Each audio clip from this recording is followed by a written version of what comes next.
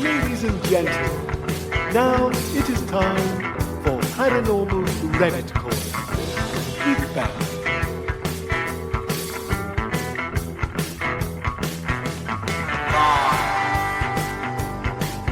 From Liverpool, we need to talk about ghosts with Kevin Eustace.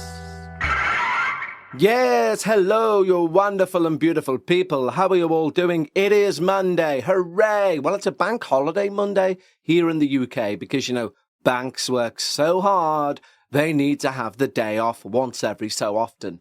But it does mean we all get the day off, all bar Kev. Well, I could have recorded this earlier. I haven't. I'm doing this Monday morning. It's now 10:08. You're going to get this approximately 11 because that's how quick I am, babyface. Anyway, what have we got in store for today? Well, we've got all the usual shenanigans going on. We're not going to do a song this week. There's a reason for that. And it's, I've had to take everything out of this office. So I've got nothing in it other than a curtain and some soundproofing. And there's reasons behind that, but I won't bore you with them. But anyway, so we're not going to have a song, but if you do want a song, if you do want to hear your name sung in the version of song, then become one of our Patreons. That's how you do it. When you sign up to Patreon, not only do you support the show, but you also get 2 additional shows each and every week. One of them is a ramble, which has been quite depressing of late, I admit. But it's also a peek behind the wizard's curtain. Yes, I've just called myself a wizard. But it's also, I just talk about whatever's on my mind. I literally pick up a handheld recorder, walk around rambling. That's the point. But it's also called a Patreon Extra. So therefore, that's not really something you should put your money towards. It's just the rantings of a madman. Anyway, but then we do have a paranormal podcast on a Sunday, and that does focus on the paranormal. And recently, we've been doing a bit of a world tour, as I've mentioned previously. So to non-English speaking, non-Anglicized, if you will, countries, because they've obviously got a plethora of history of ghosts and the paranormal. And we're trying to look into that a bit. So it's quite interesting.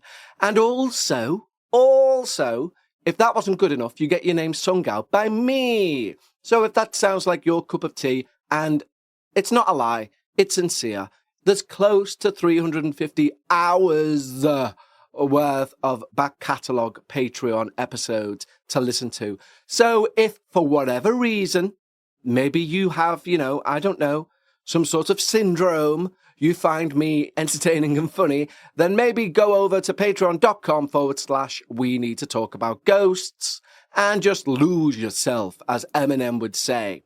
I don't know whether he says that every day.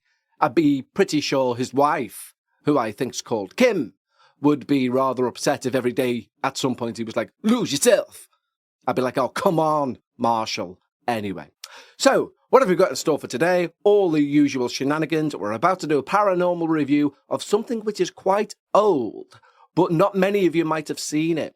And if you're in the UK, you can still watch it for free right now, all legally.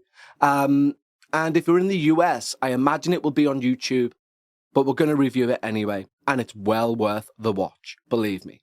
And then we're going to have one of your paranormal experiences, which is my favourite part of the week. And then we are going to Bekah's Reddit Corner. She's just not there. So it's Kevin's Stolen Reddit Throne edition, part 2. I don't know.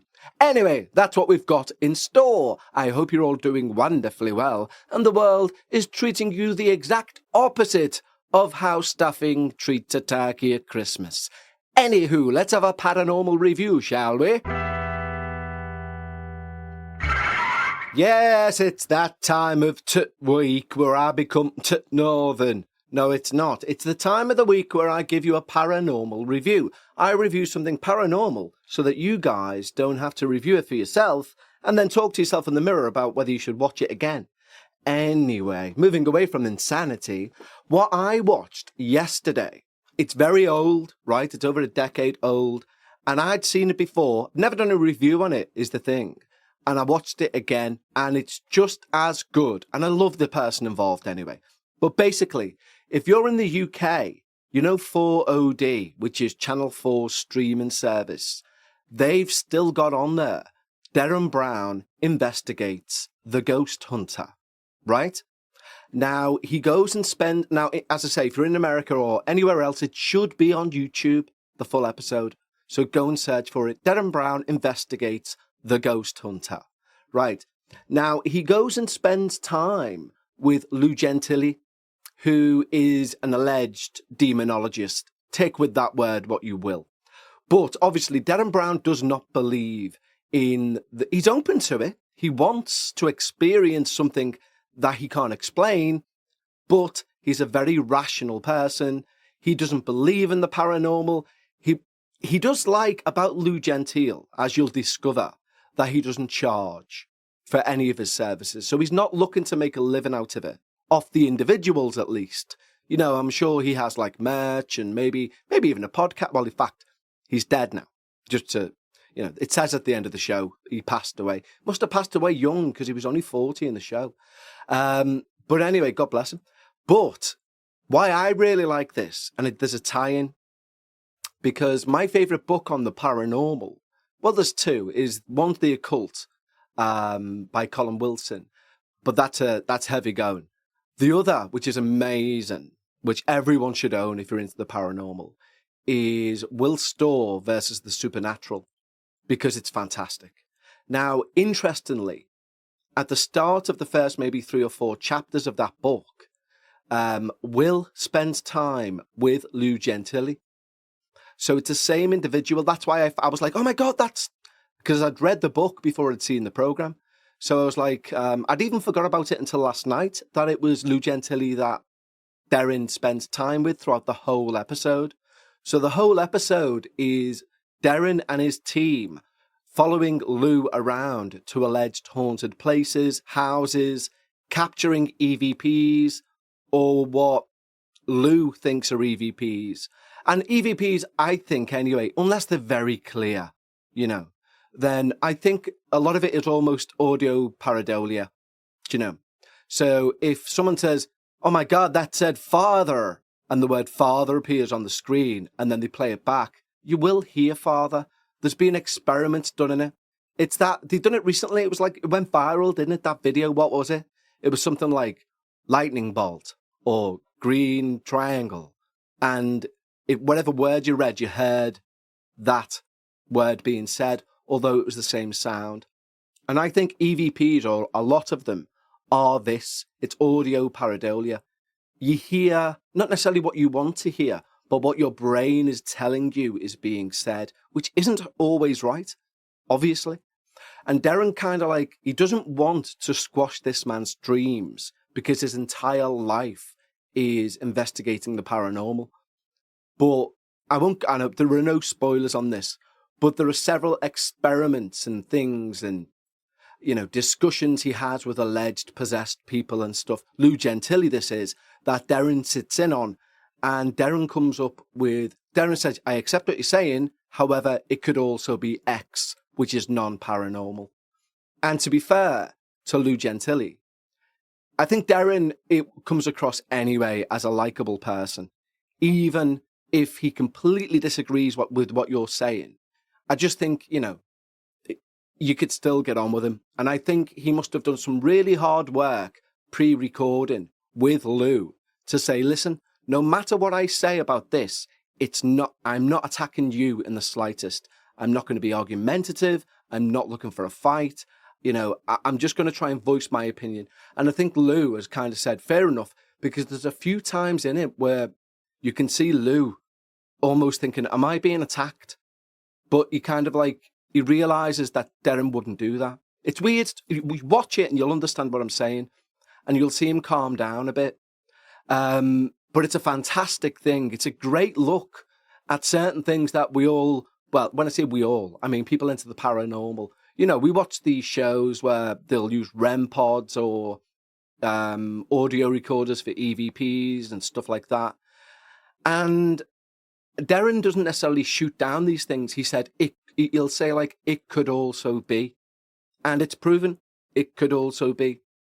And this kind of angers Lou a bit, but as I say, he knows that Derren's not doing it to antagonise, so he reins it in. But you can also tell part of him wants to leap to the defence of the supernatural. And it's a very interesting dichotomy when you're watching it. So I would strongly suggest this is a 2 thumbs up through the clouds because it's that good. It's that good in terms of looking at the topic with an open mind and also with rationale. Do you know what I mean? So if you can, well, anyone in the UK can go online and go on 4OD, search for Derren Brown, the Ghosthunter, and it's free to watch. There are ads, but it's free to watch. If you're abroad, use a VPN. If you haven't got a VPN, go on YouTube. It should be on there. You need to search Derren Brown Investigates the Ghosthunter. Or even if you just type into YouTube, I imagine, Derren Brown, Lou Gentile, or Gentile. And it's spelt, I think, Gentile. Okay? But believe me, you will not regret watching this program. Anyone who's into the paranormal, you won't say, well, that was time wasted. Believe me. It's one of the best things, I think, in terms of unbiased journalism on the subject that you'll watch. So I would, I think I've made my point perfectly clear. 2 thumbs through the clouds, nudging God's nose, and God's going, for frig's sake, Kev. I know it's good, but come on. And then I'm like, well, I haven't scratched your ear yet because I've hidden my right hand. Scratchy, scratchy, scratchy. And God's going, for God's sake, for my sake, stop what you're doing. Anyway, go and give it a watch. Yes, it's time for my favourite part of the week, where we get to listen to one of your true paranormal experiences. And you want to know something interesting? You know that big long yes I tend to do now? I've just done one of them and the microphone was off and somebody walked past outside and they must think that's how I talk on the phone or something. Like, yes, I will have the bacon. Anyway, so we've had an email in from Lisa, and Lisa writes, Hi Kev, hi. Hi Bekah, hi. Well, that's what, she's been away. It's been desert weather. And TNC. Wow. She's just happy because Bekah's back. I wanted to share with you something that recently happened to me. My job gave us time off in the New Year holiday, and we all returned to work on January the 3rd, which was a Wednesday. As part of my job, I have to interact with our shipping department. The shipping department is about 5 or 6 guys. Since we'd been on vacation for almost a week, I really made sure to say good morning. And in this case, how was your holiday? To all of the guys. One guy who goes by the name of Mac said to me that his holiday was uneventful as he lived alone, but that he enjoyed his time off.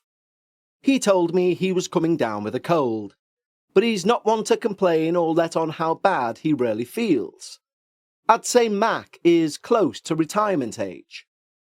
So the next morning, which was the Thursday, I was getting ready for work. And because I get up at 5 a.m. every day, my kid and husband are both still asleep at this time. I was in my bathroom, getting ready, when I hear a voice right next to me say, "What was that?" Well, I was shocked. I looked around the bathroom, and of course nothing is there. I checked, and my kid and my husband are both sound asleep. There was no TV on or anything that could have made this noise. I just thought, okay, that just happened, and continued to get ready for work. I'd totally forgotten about it as I arrived to work at 6 a.m. Mac usually was the first guy in shipping to arrive either at 5 or 6. When I pulled into the parking space, I noticed Mac's motorbike was not in the parking lot, and the parking lot's normally pretty empty at this time. I just thought to myself, I guess that cold he had got worse. Next day, Friday, no Mac, and the other guys in shipping kept saying no one's heard from Mac, and he wasn't answering his phone or responding to texts. This was not like him at all. Over the weekend, I forgot all about Mac, and when Monday rolled around, I saw he still wasn't at work. So finally, I asked my boss, Where's Mac? My boss said he didn't know, and that it was true he wasn't answering his phone. He told me that he previously had stopped by his house on Friday to check on him because he knew he lived alone. And since he lived alone, he wanted to know what was going on with him. He said Mac's motorbike was in the driveway, but no one answered the door. My boss said he just went on home. After all, what could he do? I told him I had a bad feeling about Mac, and that just wasn't like him to not answer, or just quit without giving notice. And he agreed, and then said, maybe he died? Since Mac worked with us through a temporary agency, we had to ask them to get in touch with Mac's landlord and explain that we didn't know where he is. Then the landlord could check on Mac, get back to the agency, and they could tell us what's going on. Maybe an hour later, I was working at my desk, and I had this weird feeling come over me that Mac was no longer with us. I had a vision of something quick and painless. I can't explain it really. Right after I had this vision and feeling come over me, my boss walked into the office and said to everyone, "Yep, Mac's dead. The police are there as we speak." He said Mac had been getting ready for work and he appeared to have had a heart attack that killed him instantly. My mind immediately went back to the previous Thursday, the 4th, when I heard that voice say, "What was that?" I know in my gut that voice was Mac. And because of the heart attack, he probably passed away so quickly that his spirit didn't know he was dead. And because me and Mac would have been getting ready to go to work around the same time, I would have been the only familiar person his spirit recognized, which is maybe why he said, "What was that?" to me. I feel a bit like, who am I for him to make his presence known to me? But the agency said he didn't have any family and didn't live with anyone. He claimed that all of us at work were his family. Since this happened to me, each other person in my office has said that Mac made his presence known to them as well, each in a different way. I heard him. One smelled his cigarettes out of nowhere. One he appeared to in a dream. And my boss said he made something at his house disappear from where he left it, only to find back where he left it the next day. I appreciate you taking the time to read my story, and this gives me peace that there really is something more after our time here is done. Take care of yourself, Lisa. Well, Lisa, thank you so much for your story, or should I say your experience. I always feel bad saying story because it implies made up or fictional. So I try and avoid that word whenever possible. So it was a slip of the tongue there. I do apologise, Lisa. Anyway, to your story. You know what is one of the most emotional things there for me? That the guy classed his workmates as family. And people do that. I'm sure we all have worked in jobs where individuals have that. You know, they have no one. And I know a lad who, believe me, he doesn't need to work. To say he comes from a wealthy family would be an understatement. But he does work. And he works to remain socially active and to not be on his own. And I get that. I used to wish that for the thing I've got right now, you know, autonomy. I'm a podcaster. One thing I do miss is going in and speaking to other people on a daily basis, because it sharpens your sword, mentally and socially. You know, you learn where the ever-moving line of social acceptance is when you're in that environment. When you're in an echo chamber of your own thoughts, you don't. So you're much more likely to offend people, I find. It turns out, because nobody, you know, I'm the sort of person, all the homies want to be like on my knees in the night, saying prayers in the street light. Do you know what I mean? That's how street I am. No, I'm the such a person that if I go into a room of 20 people, I'll be quiet for the first 2 hours. You know, I'll sum everyone up. And then I'll normally go into where I think is the most approachable person or group of people, and I will self-deprecate for an hour, because self-deprecation is a great tool. It disarms people, especially when you're as vain as I am. I'm not saying I'm good looking, but I am vain, and I'm obviously vain. Do you know what I mean? You'd look at me and go, God, he's vain. Look at his hair.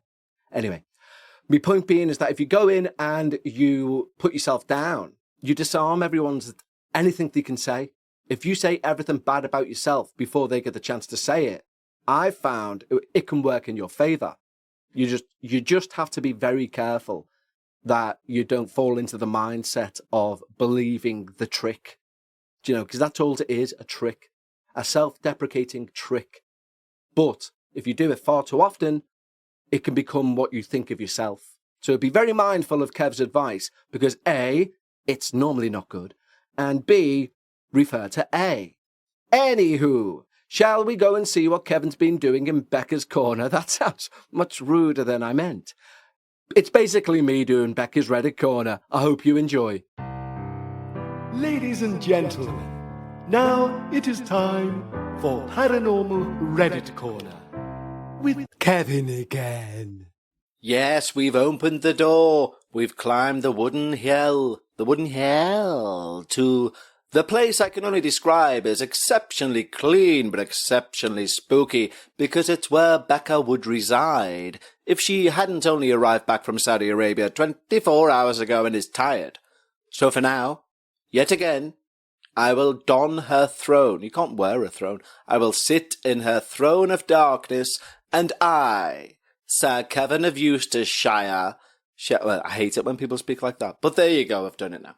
I will regale you a tale from the darkest corners of Reddit. And when I mean the darkest corners, I literally mean Reddit/ghosts. Anyway, this story is from somebody called One Nerdy Redhead. Aw, don't put yourself down.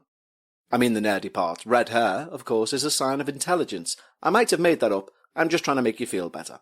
Anyway, this story goes thus. It's entitled Advice/Guidance/Help. Literally, HALP. Something is weird about me. Is there now? Let's see what One Nerdy Redhead has been going through. Ever since I was a baby, weird things have been attracted to me. I recently disclosed to my sister that I've been seeing shadow spiders, or things low to the ground. Like most people, I just waved it off as I was tired, or weird floaters in my eyes. It usually happened at home, in brackets, I'm always there, I'm an introvert, plus. Close bracket. I don't know what the plus means, is that a thing? I don't know. Until about a month ago, I was leaving work and I saw a walking pair of men's legs from the knee down in the parking garage. I was shook. I got very sick with COVID in 2020, before the shot was available, and I started seeing small things after that. Over the past few years, it has been ramping up. When I finally told my sister, we're 6 years apart, she told me about her talking to a guy she knew was dead and laying in our tub that mentioned waiting for the baby. She was 6 or 7 at the time. We think the guy is following me, and therefore we've named him Tubbs. It's weird, isn't it, how a name like Tubbs can take on such a sinister effing meaning. Anyway. Our cups would go missing and our chairs would move on their own. The TV in my parents' room would turn on randomly, and the sounds of a distant party would come from the top corner of their closet. Wow. My mum and sister always talked about it, but I never had a true experience until one of my last times in my childhood house. Sorry, I'm reading this terribly. Until one of my last times in my childhood house at age 14. When I was completely alone and a cup disappeared on me. Hopefully not whilst you're pouring boiling water. Since then, nearly every place I've lived, even in apartments alone, strange things have happened. My sister told me that when we went out of town for a concert together, I was about 17, she was awoken by a full shadow man sitting on the edge of the table with one leg up leaning on it, watching me sleep. She was sharing the same bed and out of fear buried her head in my back and watched it from over my shoulder. She said she kept blinking to see if she was dreaming or imagining it, but the shadow man didn't go. She stared at it for what she said was about 15 minutes until she covered her head and went back to sleep. I've also had prophetic dreams, phantom smells, and what sounds like a TV or radio on that I can't quite make out, and then disappears when I focus on it, trying to make out what the voices are saying. I've seen shadow people outside my house, and when I went on a haunted Portland tour with my sister, I felt targeted, and my EMF meter kept spiking out of the other 8 people in our group. I even saw a picture of a man in my mind that was trapped in the Shanghai tunnels. With things ramping up, I want to protect myself or figure out what this is. If it's some sort of gift, I want to develop it, to help people or solve cold cases. Make a difference. Any shared knowledge or guidance is greatly appreciated. Does what is wrong with me have a name? And then they've put TLDR, which stands for too long didn't read, seeing/hearing weird shit, shadow people and shadow bugs, it's getting worse, what's wrong with me, afraid I'm crazy. I don't think anyone doesn't read something that ends TLDR, and if anyone does, they're a weirdo, I think. I think if you see a big post and you just skip to TLDR, do people do that? I appreciate why it's there, do you know what I mean? It's just a synopsis. But if I read that TLDR, I'd be like, I'll read it now. You know, maybe that should go with the start. Maybe it should be TLPR, too long, please read. I don't know. So anyway, let's move on to the comments. Always the most interesting part of these stories. So our first comment says, they say schizophrenic people have unbelievable experiences. And the original poster says, rude, but thanks, I guess. Yeah, you're not wrong, that is rude. Someone said, you're not weird. Realise the world you see before you is not real. TikTok is not real life. Neither's Instagram. Why are you saying this? X or even Reddit. When you see spirits, you are seeing the reality behind the veil. Always remember, if you're having supernatural encounters, it's your body's way of telling you you have a gift. Ooh. You have to be willing to be a student to gain an understanding of the real world. The first step is believing, and if you believe what is happening to you is real, then commit yourself to studying. Don't follow other people. The road is one that has not been travelled. The best road is one that has not been travelled. I like all this, you must study, but they never tell you where or how. Anyway, someone else has put, as someone who strongly believes in ghosts and the paranormal, in brackets, I've seen and experienced some freaky things. This sounds like postpartum psychosis. Please see a doctor. Fucking hell, that took a turn. Edit, I read this as ever since you had a baby, lol. But my opinion on seeing a doctor still stands. And our final comment says, everyone is weird in their own right. That's neither use nor ornament. But thank you, Time Finance 1528. So, what do we make of that then? I mean, I appreciate what people are saying about psychosis and mental health, but I wonder just how far we are away there from the old burning of witches. Do you know what I mean? Oh, something weird's happened to you, then you're in the wrong. And they've had it continually, apparently, throughout their life. And her sister has also seen Tubbs. What's that off? Oh no, it's Tibbs, in it. They call me Mr. Tibbs. I don't know what that's off. Can't remember. But anyway. What an interesting little tale. It's interesting that she started seeing them low to the ground as well. Now that doesn't sound like psychosis. I don't think psychosis has a height. What's the word? Like commitment? Not commitment. Like, we can't go any, like border. I don't think psychosis has a height border. You know, I know that I'm mad if I look anywhere between 1 and 10 centimeters off the floor. I am mad. Anywhere above, I'm fine, fully functional. But I am insane when it comes to 1 and 10 centimeters off the floor. I don't think it works like that. Plus, they evolved to seeing human legs, you know. So I do think this person has the gift, as they say, the ability to see beyond the veil, as somebody has very, very nicely put it there.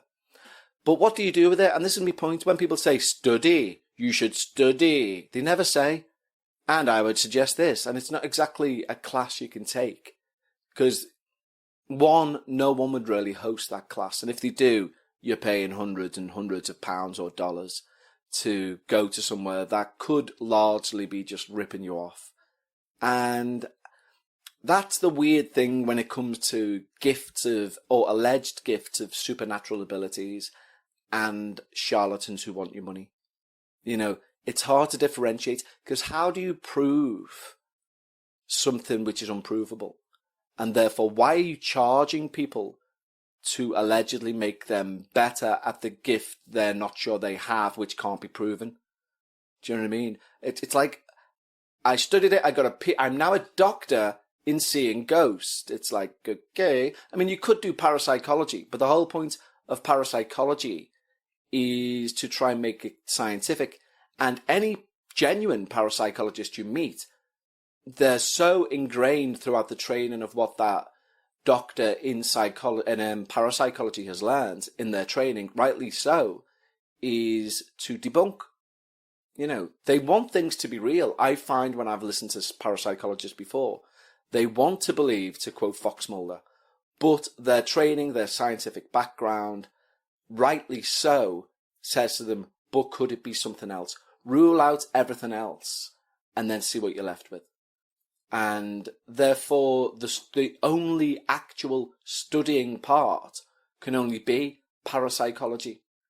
And in doing so, you may find out, or you may convince yourself, you don't have a gift. You know, they were all coincidence, or maybe it was psychosis. You know, I know I poo-pooed it at the start. Or some sort of mental fragility. So you've not mentioned whether this was at times of stress, for example, you know, or even times of illness. You do mention that you had COVID quite bad and it escalated since. I remember my brother, genuinely, when he was he was older than me, so I don't recall the story, because I don't think I was born yet. But my mum and dad told the story that when he was about 5, I think I was in the womb, but when he was about 5, he had a fever so high that he was sure the blinds in his room were going up and down and there were spiders all over his walls. And mum and dad took him to the hospital, obviously, and they were like, yeah, it's a hallucination through the high temperature. Now, one thing that's always got me, because I do believe my mum had a gift. My mum had many paranormal tales that she encountered herself, from seeing her own mother, although she died in childbirth, from seeing a shadow figure she believes was a dad on the day she met my dad, from a rocking chair which was rocking by itself in a room that she was in bed with the children she was babysitting. They were relatives, you know, that's back in post-war days and stuff. But she did have a kind of sixth sense. There was something very spooky about me mum, in a nice way. She had a sort of gift. And I think it's possibly passed down to my sister. Now, my sister's a big skeptic and she doesn't believe in general, but she's also spooky as fuck, as in, like, she's good at predicting stuff.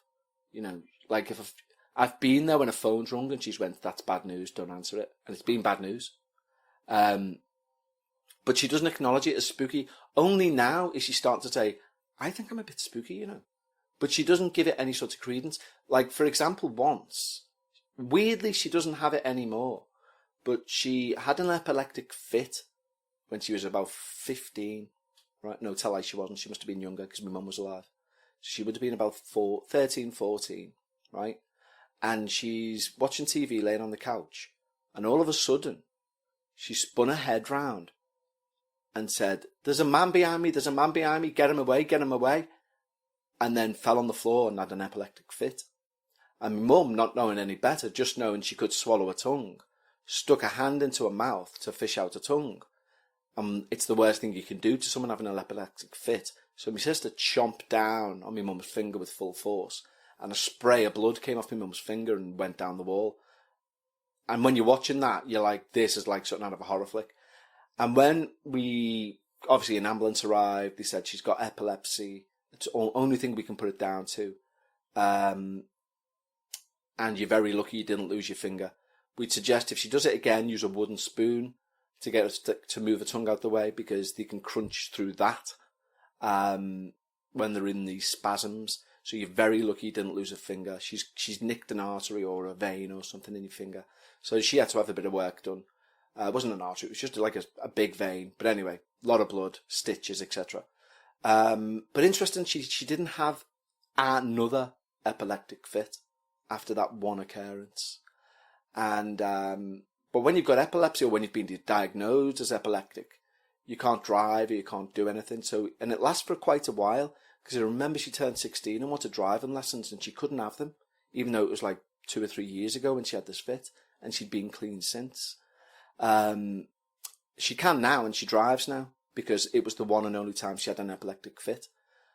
But it was so weird that she spun around in total fear that there was a man stood behind her. Now, the couch was up against the wall, so there couldn't have been. But she was backing on.